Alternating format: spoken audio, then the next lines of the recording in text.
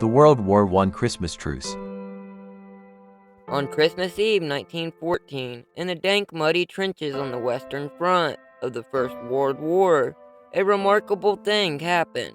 It came to be called the Christmas Truce, and it remains one of the most storied and strangest moments of the Great War, or of any war in history for that matter.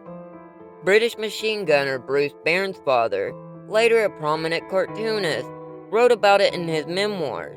Like most of his fellow infantrymen of the 1st Battalion of the Royal Warwickshire Regiment, he was spending the holiday eve shivering in the muck, just trying to keep warm. He had spent a good part of the past few months fighting the Germans, and now, in a part of Belgium, he was crouched in a trench that stretched just 3 feet deep by 3 feet wide. His days and nights marked by an endless cycle of sleeplessness and fear, stale biscuits, and cigarettes too wet to light. At about 10 p.m., Bairnsfather noticed a noise. I listened, he recalled. Away across the field among the dark shadows beyond, I could hear the murmur of voices. He turned to a fellow soldier in the trench and said, Do you hear the boats, which were Germans, kicking up the racket over there? Yes, came the reply. They've been at it some time.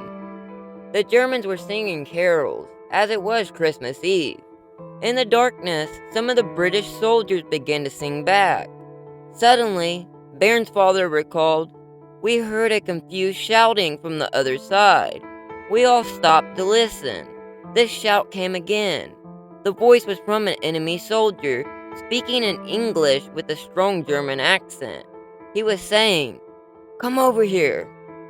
One of the British sergeants answered, You come halfway, I come halfway.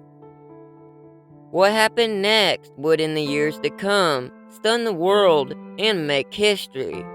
Enemy soldiers began to climb nervously out of their trenches and to meet in the barbed wire filled no man's land that separated the armies. Normally, the British and Germans communicated across no man's land with streaking bullets, with only occasional gentlemanly allowances to collect the dead.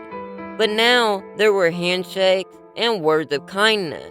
The soldiers traded songs, tobacco, and wine, joining in on spontaneous holiday partying in the cold night.